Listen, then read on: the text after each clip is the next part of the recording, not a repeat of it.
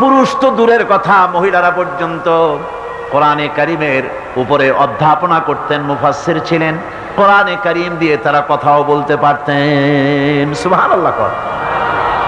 হযরত আয়েশা সিদ্দিকা রাদিয়াল্লাহু তাআলা আনহা হাজার হাজার সাহাবায়ে কেরামদের ওস্তাদ ছিলেন। সুবহানাল্লাহ। পুরুষ তো দূরের কথা, মহিলাদেরও এমন অবস্থা ছিল। আমি এই ঘটনা আপনাদেরকে আরো বোধহয় একবার শোনাইছিলাম, আজও শোনাই যারা শোনেন নাই। কোরআনে কারিমকে তারা এত ভালোবাসতেন, কোরআনে কারিমকে এত সম্মান তারা দিতেন, এত মর্যাদা দিতেন, কোরআন দিয়ে কথা বলার মতো তারা ক্ষমতা অর্জন করেছিলেন। জোরে কোন সুবহানাল্লাহ। হযরত আব্দুল্লাহ বিন মুবারক রাহমাতুল্লাহ আলাইহি জবরদস্ত মুহাদ্দিস, তার আমলের অনেক বড় আলেম, হজ করতে এসেছেন। হজের কাজ সমাপন করে যখন তিনি রওনা করেছেন, দেখেন কোনো মানুষজন নাই। কাবার চত্বরে একটা মহিলা চাদর বুড়ি দিয়ে শুয়ে আছেন। উনি মনে করলেন বুঝিবা লোকটা মরা, মরা কি জিন্দা বোঝার জন্য কাছে গিয়ে সালাম দিলেন, আসসালামু আলাইকুম। সালামের জবাব ওয়ালাইকুম আসসালাম না হয়ে চাদরের ভিতর থেকে জবাব এলো, সালামুন কাওলাম মির রাব্বির রহিম। পরম করুণাময় পরওয়ারদিগারের পক্ষ থেকে তোমার প্রতি শান্তি কথিত হোক। মুহাদ্দিস সাহেব প্রশ্ন করলেন, মা, হজ করতে এসে লোকেরা তো সব চলে গেছে, আপনি এখানে একাকী পড়ে আছেন কেন? তিনি জবাবে কোরআনে কারিম থেকে বললেন, মাইয়ুদলিলিল্লাহু ফামা লাহু মিন হাদ। আল্লাহ পাক যাকে পথভ্রষ্ট করেন তারে কেউ পথ দেখাইতে পারে না। অর্থাৎ আমি তো হজ করতে আসছিলাম, পথ হারাই ফেলছি, সাথী সঙ্গীরা কে কোথায় চলে গেছে আমি খুঁজে পাই না, এই জন্য মুসিবতে পড়ছি, একাকী পড়ে আছি, এখন আমার উপায়টা কি? মুহাদ্দিস সাহেব বলছেন, মা, একাকিনী এই অবস্থায় কত সময় পড়ে আছেন? তিনি জবাবে কোরআনে কারিমের একটি আয়াত তেলাওয়াত করে জবাব দিলেন, সালাসা লায়ালিন সাবিয়া। 3 রাত পূর্ণ হয়ে গেছে। আরে 3টা রাত আপনার পূর্ণ হয়ে গেল, এখানে আপনার পানাহারের বন্দোবস্ত কি? খাইছেন কি? বুড়ি জবাবে কোরআনে কারিমের আয়াত পেশ করে মুহাদ্দিসের জবাব দিয়ে দিলেন, আল্লাযী হুয়া ইউতঈমুনি ওয়া ইয়াসকিন। ওই মহান আল্লাহ রাব্বুল আলামিন, তিনি আমার পানাহারের বন্দোবস্ত করেছেন। মুহাদ্দিস সাহেব বলছেন, মা, আমার কাছে কিছু খাবার আছে, আপনি দয়া করে এই খাবারটুকুন গ্রহণ করুন। বুড়ি তখন কোরআনে কারিমের একটি আয়াত পাঠ করে এই প্রস্তাবকে ডিনাই করলেন। বুড়ি পড়লেন, সুম্মা আতিম্মুস সিয়ামা ইলাল লাইল। তোমাদের রোজাকে সন্ধ্যা পর্যন্ত পূর্ণ করো। এর দ্বারা বুড়ি প্রমাণ করলেন, আমি তো রোজা রাখছি, কাজী সন্ধ্যা আসার আগে তো কিছু খাইতে পারবো না। মুহাদ্দিস সাহেব বলছেন, বুড়িমা, এটা যখন রমজান মুবারকের মাস নয়, আপনি বোধহয় নফল রোজায় রেখেছেন, সফরের হালতে ফরজ রোজাও তো ছেড়ে দেওয়া যায়। আপনি কি খাইছেন না খাইছেন, আপনি আমার এই খাবারগুলি খান, রোজা ভাঙলে অসুবিধা হবে না? নফল রোজা ভাঙলে অসুবিধা কি? বুড়ি জবাবে বলছেন, ওয়া আনতা সুমু খায়রুল লাকুম ইন কুনতুম তা'লামুন। যদি তুমি নফল রোজা রাখো তা তো তোমার জন্যই কল্যাণকর, সুতরাং আমি নফল রোজা রাখছি, সেটা আমার জন্য কল্যাণকর, তোমার কথা মতো আমি খাবো নাকি? মুহাদ্দিস সাহেব বলছেন, বুড়িমা, প্রত্যেক কথার জবাব কোরআন দিয়া দেন কেন, কারণটা কি? বুড়ি জবাবে বলছেন, কোরআনের আয়াত পাঠ করে জবাব দিচ্ছেন, মা ইয়ালফিযু মিন কাওলিন ইল্লা লাদাইহি রাকীবুন আতীদ। মানুষ এমন কোন কথা বলে না যে কথা ফেরেশতারা রেকর্ড করে না রাখে, সব কথা রেকর্ড হয়ে যায়। সুতরাং আমি চিন্তা ভাবনা করে বাছাই করে নিলাম, কোরআন দিয়ে কথা বলবো, এই কথাগুলি রেকর্ড হবে, প্রাপ্ত হবেই না, প্রত্যেক অক্ষরে অক্ষরে 10 করে নেকি আমলনামায় লেখা হয়ে যাবে। মুহাদ্দিস সাহেব মনে মনে একটু চিন্তা করলেন, এই বেটি হলো বুড়ি, একটা মেয়ে লোক, আর আমি মুহাদ্দিস মানুষ, সে কোরআন শরীফ দিয়া কথা কয়ে বাহাদুরি দেখায়, আমি তারে মাতৃ জবান দিয়া কথা বলাবই। এই চিন্তা তিনি করলেন। তিনি তো বড় আলেম ছিলেন, অত্যন্ত বড় আলেম। তার সম্পর্কে তার সাথীরা কবিতা রচনা করেছিলেন। তিনি যখন তার এলাকা ছেড়ে গিয়েছিলেন, তার সাথীরা বলেছেন, ইজা সারা আব্দুল্লাহ মিম্মার উলাইলাতান, ইজা সারা আব্দুল্লাহ মিম্মার উলাইলাতান সারা আনহা নূরুহা ওয়া জামালুহা। আব্দুল্লাহ যখন আমাদের এলাকা ছেড়ে গেল, তখন এলাকার সৌন্দর্য গেল, নূর গেল, আলো গেল, সব হারায় ফেললাম। যেহেতু তিনি সাহিবি ইলম ছিলেন, তারা বলল, ইদা যুকিরাল আখিয়ারু ফি বালদাতিন ফাহুম আনজুমুন ওয়া আনতা হিলালুহা। আমরা যখন আমাদের বন্ধুদের মধ্যে আলোচনা করি, তখন আমাদের বন্ধুরা আর যত বড় বড় আলেম আছে, তারা যদি তারকা হয়, তাহলে আব্দুল্লাহ তুমি তো সেই তারকা রাজির মধ্যে চাঁদের মতো। এরকম বড় আলেম ছিলেন হযরতে আব্দুল্লাহ বিন মুবারক। তিনি চিন্তা করলেন, এই বুড়ি, দেখি তারে দিয়া তার মাতৃজবানে কথা কওয়া যায় নাকি। তিনি জিজ্ঞেস করলেন, আচ্ছা বুড়িমা, বাড়ি কই? ওনার চিন্তা, বাড়ি ওই কোরআন শরীফের মধ্যে তো খাগড়াছড়ি ফটিকছড়ি নাই, গ্রামের নাম তো নাই, ধরা যায় নাকি।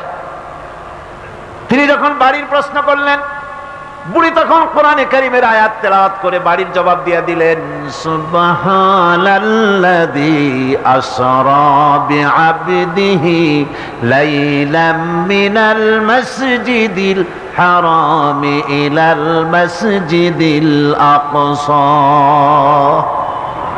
পবিত্র মহান সত্তা, দোষ ত্রুটি অক্ষমতা দুর্বলতা থেকে মুক্ত সেই মহান সত্তা, যিনি তার বান্দাকে ইসরা করিয়েছেন মসজিদে হারাম থেকে মসজিদে আকসা পর্যন্ত।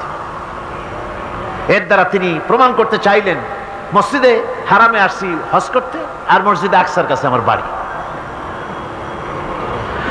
মুহাদ্দিস সাহেব না পেরে তিনি তখন চিন্তা করলেন, এমন বিদুষী মহিলা একা একা ফেলে যাওয়া কিছুতেই বুদ্ধিমানের কাম না। তিনি বললেন, মা, আমার কাছে একটা উট আছে, আপনি যদি রাজি হন, উটের পৃষ্ঠে সওয়ার করে আপনার গন্তব্যে পৌঁছায় দেই। বুড়ি তখন কোরআনে কারীমের একটি আয়াত পাঠ করে সম্মতি প্রদান করলেন। তিনি পড়লেন, ওয়া ইন তাফআলু মিন খায়রিন ইয়ালামুহুল্লাহ। যদি তুমি কোনো ভালো কাজ করো, অবশ্যই আল্লাহ তা জানবেন এবং এর জন্য উত্তম ভাবে আল্লাহ পাক তোমাকে পুরস্কৃত করবেন। তার মানে হলো, পথ হারা মানুষকে পথ দেখানো নিশ্চয়ই ভালো কাজ। তুমি একটা ভালো প্রস্তাব করছো। মুহাদ্দিস সাহেব বললেন, মা, আমার এই উটের উপরে আপনি আরোহণ করুন। বুড়ি উটের উপরে আরোহণ করতে যাচ্ছেন, হঠাৎ লক্ষ্য করে দেখছেন মুহাদ্দিস সাহেব তার দিকে তাকায় আছেন। বুড়ি তখন কোরআনে কারীমের একটি আয়াত তেলাওয়াত করলেন, কুল লিল মুমিনিনা ইয়াগুদ্দু মিন আবসারিহিম। নবী, মোমেন মানুষদেরকে, মোমেন বান্দাদেরকে বলুন, তারা যেন তাদের চক্ষুকে পরনারী থেকে নিম্নগামী করে। বুড়ি এই আয়াত দ্বারা বলতে চাইলেন, মুহাদ্দিস সাহেব, আমি বুড়ি মানুষ, উঠে সওয়ার হতে গিয়ে না জানি বেসতর্ক হয়ে যেতে পারি, চক্ষুকে নিম্নগামী করেন। সুবহানাল্লাহ। উটের রশি টেনে টেনে যখন তারা পৌঁছে গেলেন, তিনি জিজ্ঞেস করলেন, আপনার কি কোনো ছেলে মেয়ে আছে নাকি?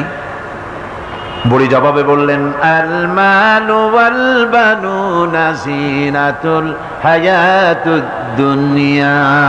মাল এবং সন্তান সন্ততি এগুলি হচ্ছে দুনিয়ার সুখ সৌন্দর্য, আল্লাহ পাক, এটা আল্লাহর নিয়ামত। তার মানে নিয়ামত থেকে আল্লাহ আমাকে বঞ্চিত করেন নাই, ছেলে মেয়ে আছে। মুহাদ্দিস সাহেব প্রশ্ন করলেন, ছেলে মেয়ে যদি থাকে তাহলে তাদের নাম কি? আটকাবার একটা বুদ্ধি। যেহেতু সব নাম তো কোরআন শরীফে নাই। বুড়ি সেকাম আগেই সেরে রেখেছে। বুড়ি কোরআনে কারীমের আয়াত পাঠ করে ছেলেদের নাম বলে দিলেন, ইয়া ইয়াহিয়া খুদিল কিতাবা বিকুওয়া ওয়া কাল্লামাল্লাহু মূসা তাকলীমা ওয়াত্তাখাযাল্লাহু ইব্রাহিমা খলীলা। যথাক্রমে তিনটে আয়াত তেলাওয়াত করে তিনটা নাম বললেন, ইয়াহিয়া, ইব্রাহিম, মূসা, আমার ছেলে। সুবহানাল্লাহ ওয়া বিহামদিহি। আরে কপাল পোড়া মুসলমান! এই মুসলমানেরা এখনকার যুগে ছেলেদের নাম রাখে বল্টু,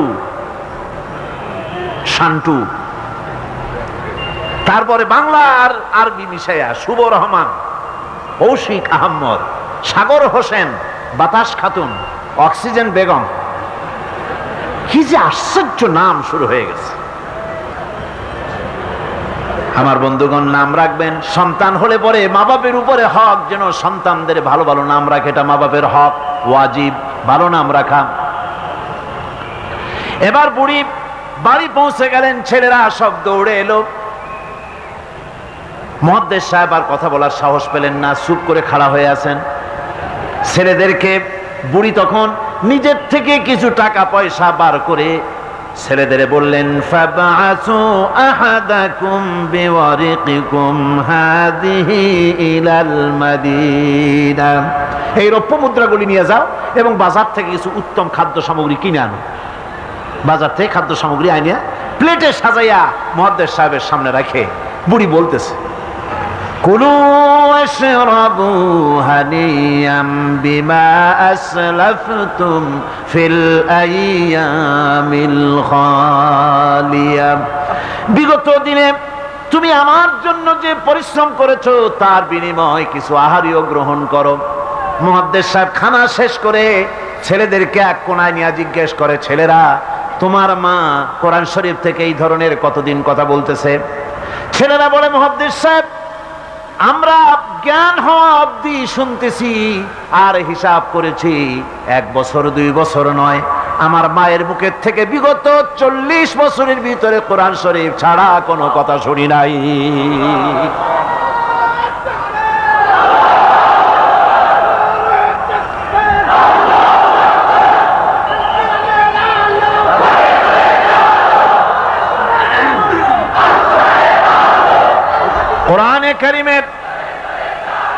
কোরআনে কারীমের প্রতি মানুষের, তৎকালীন যুগের মানুষের এই মহব্বত ছিল, এই ভালোবাসা ছিল, এই আকর্ষণ ছিল।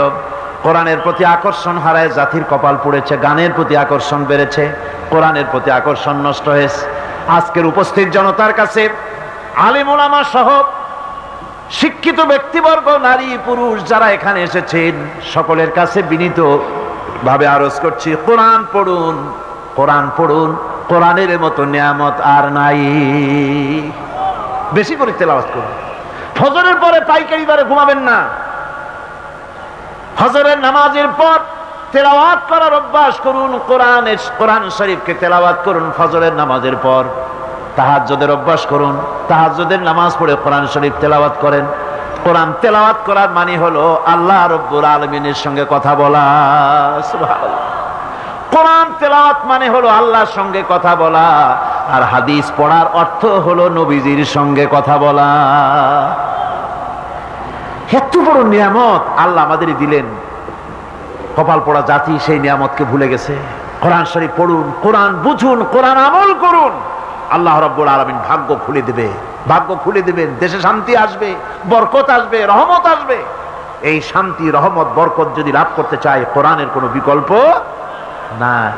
সকলকে দাওয়াত দেই, সব মানুষ আজকে যত লোক এসেছেন সকলকে আল্লাহ পাক কোরআন সহি করে তেলাওয়াত করার তৌফিক আল্লাহ পাক আমাদেরকে দান করুন। কোরআন শরীফ সহি ভাবে বোঝার তৌফিক আমাদের দিন। কোরআন অনুযায়ী জীবন চালাবার তৌফিক আল্লাহ পাক আমাদের দান করুন। মোনাজাত করবো এখন। মোনাজাতের জন্য সব মানুষ বসুন।